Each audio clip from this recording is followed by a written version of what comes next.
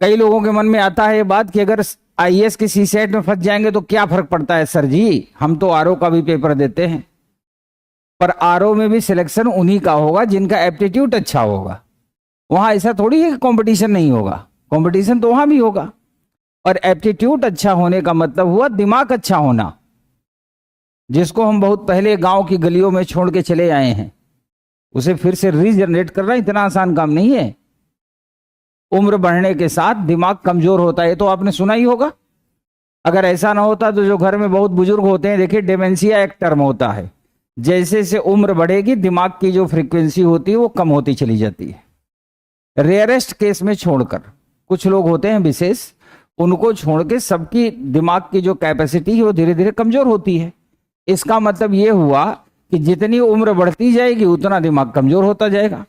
और ऐसा होता क्यों है? वही जो मैंने बताया, एक्सटर्नल डेटा, बाहरी डेटा हमारे दिमाग में इतना हो जाता है कि नए के लिए जगह ही नहीं होती। अभी तो आप यंग हो, कई विद्यार्थियों को लगता है अभी उम्र ही मेरी कितनी 21 साल है, केवल 21। उनको लगता है कि 32 तक पेपर देना है जनरल में, 35 तक देना है ओबीसी में, और 37 तक देना है एससी में। तो कभी न कभी तो हो ही जाएगा। पर आप ये कभी न सोचा करो कि कभी न कभी हो जाएगा। क्यों नहीं होगा? मैं डिक्लेयर कर दे रहा हूं आपको। जैसे मान लिया इस बार 1000 लोगों का सिलेक्शन हो गया, मान लो 1000 लोग इस बार फाइनल रिजल्ट में आउट हो गए, ठीक है। तो आपको पता है कि लगभग 2000 लोग इंटरव्यू से बाहर हुए, और जो इंटरव्यू से बाहर हुए हैं वो फिर से प्री और मेंस देंगे। इनमें से 90%, 10% ओवर एज या अन्य किसी कारण से बाहर हो जाएंगे, पर 90% तो यही देंगे प्री और मेंस।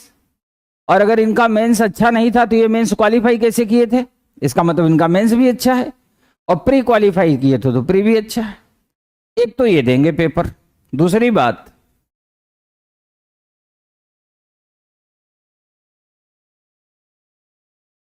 लगभग 12,000 के आसपास लोग प्रीलिम्स क्वालिफाई किए थे, है ना। प्री भी 12,000 क्वालिफाई किए थे। उनमें से 3,000 यहां आए थे, 9,000 ये भी हैं जो प्री क्वालिफाई हुए थे लेकिन मेंस क्वालिफाई नहीं है। इनमें से भी 1000 को बाहर कर दो तो 8,000 तो ये बचे, और 1500 यहां से ले लो तो 8 एक 9, लगभग 9,500 के आसपास बचे। अब आपके मन में आएगा और कौन है कंपटीशन में? ये जो 1000 सेलेक्ट हुए हैं इनमें ऊपर के 150 को छोड़ दो, 100 और निकाल दो, 250 को छोड़कर 750 फिर पेपर देंगे। अब पेपर क्यों देंगे? क्योंकि उनको मिलिट्री सर्विस मिली होगी, अकाउंट सर्विस मिली होगी, रेलवे सर्विस मिली होगी। बिना आईएएस के जलवा कहां है? तो जलवा तो जहां होगा वहीं जाएंगे।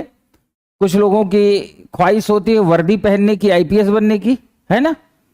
और खासकर उन लोगों की जिनके घर वालों के खिलाफ कभी पुलिस ने, कभी मोहल्ले वालों ने, कभी गांव वालों ने दबंगई दिखाई हो। और इस क्लास में बैठा हुआ लगभग 70% बच्चा ऐसा है जिसके परिवार के साथ कभी न कभी परिवार के लोग, गांव के लोग, रिश्तेदार दबंगई दिखाए होते हैं। इसलिए हिंदी माध्यम का जो बच्चा हिंदी बेल्ट से आता है, यूपी, बिहार, मध्य प्रदेश, उसका पहला सपना आईपीएस बनना होता है, जबकि पावर तो आईएएस के पास है। आप ये समझ लो कि 750 ये जो फाइनल सेलेक्ट हो चुके हैं, इसका मतलब ये हर तरह से महारथी होंगे। तो 750 तो यही हैं। 2000 जो इंटरव्यू से वापस हुए वो होंगे घायल शेर। घायल शेर बहुत खूंखार होता है, आपने सुना होगा। अगर आदमी घायल, जैसे बेवफाई से घायल आशिक होता है ना, कितना खतरनाक होता है। अखबारों में निकलता है एक आशिक ने किया बेदर्दी से हत्या। क्योंकि जो आदमी घायल होता है ना वो रिएक्टिव हो जाता है, वो रिएक्ट करेगा ही करेगा। ये 2000 घायल परिंदे हैं, ये पूरी जान लगा देंगे, तो 2000 इनको भी रख लो।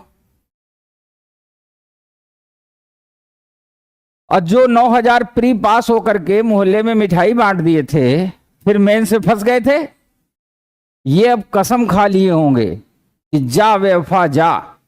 अब अगर इनके जीवन में कोई भी रहा होगा तो उसको दूर कर देंगे, लेकिन 1 साल चपक के पढ़ेंगे, 1 साल बाद अपनी मुलाकात फिर होगी। तो ये 9,000 में मैं मान लेता हूं 1,000 नॉन सीरियस हो गए, 8,000 ये भी लड़ेंगे, और फिर वैकेंसी वही 900 से लेके 1,000 होगी। वैकेंसी इतनी होगी अगले साल। ये तो परमानेंट फाइटर हैं, ये रहेंगे ही रहेंगे। इसके अलावा अब कौन एंटर करेगा? आईआईटीएन एंटर करेंगे, मेडिकल वाले एंटर करेंगे, तमाम universities, DU, Chandigarh university, Punjab university, Madras university, Allahabad university, BHU, यहां से भी धुरंधर एंटर करेंगे। तो 10-20 हजार वो भी कूदेंगे इसमें, मतलब जो सीरियस कैंडिडेट है। अब इसके बाद भी सवाल ये है, इसके बाद भी सवाल है, इसके बाद भी हम फाइट करने को तैयार हैं।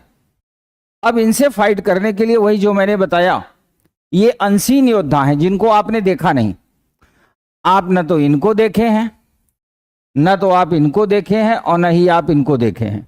इनमें से कुछ हो सकता है 2-4 मोहल्ले में कहीं कटरा में यूनिवर्सिटी रोड पे, ब्लड बैंक पे, या जॉर्ज टाउन, टैगोर टाउन में दिखे हों 2-4, और दिखे होंगे तो आपसे मिले नहीं होंगे, और अगर मिल लिए होंगे तो अपने बारे में बताए भी नहीं होंगे वो कितना स्ट्रगल करते हैं। यानी ये सारे योद्धा जो है अनसीन है। अनसीन मतलब जिसे आपने देखा नहीं, और दिखे होंगे तो आपसे मिले नहीं होंगे, और अगर मिल लिए होंगे तो अपने बारे में बताए भी नहीं होंगे वो कितना स्ट्रगल करते हैं। यानी ये सारे योद्धा जो है अनसीन है। अनसीन मतलब जिसे आपने देखा नहीं, और ये भी अपनी तैयारी कर रहे हैं, आप भी अपनी तैयारी कर रहे हैं। और कल मैंने बहुत शानदार आपको बताया था कि अनसीन योद्धा से लड़ने का सिर्फ एक ही तरीका है, ताकत, फुर्ती और बुद्धि। इसी का विकास करिए। ताकत आपको स्वतः गेन करनी है। घर पे एक फिक्स कर लो, चाहे पड़ोसी की शादी हो, लेकिन आप 6 घंटे, मिनिमम 6 घंटे में कोई कंप्रोमाइज मत करो। कोई कंप्रोमाइज नहीं। अगर कुछ बनना है तो अधिकतम तो ये 10 घंटे तक जाना चाहिए, लेकिन मिनिमम 6, कम से कम जब 6 घंटे पढ़ लो तभी रात में सो, क्योंकि अनसीन योद्धा है। ताकत तो आपको लानी पड़ेगी, और ताकत इकट्ठे नहीं आएगी। अगर आप सोचोगे ना थोड़ा सा ये सब्जेक्ट देख लें, थोड़ा सा ये देख लें, थोड़ा सा ये, तो अगले 10 साल तक थोड़ा थोड़ा ही रहेगा। जिसको 2 को पकड़ो उसको उखाड़ फेंको। तो ताकत आपको ले आनी है। अब रही बात फुर्ती और बुद्धि की। एप्टीट्यूड की क्लास चलते चलते मैं आपको बीच बीच में क्वेश्चन कराता हूं पीपीटी, आपसे कहता हूं कि 1 मिनट में 30 सेकंड में आप रिस्पॉन्स करिए।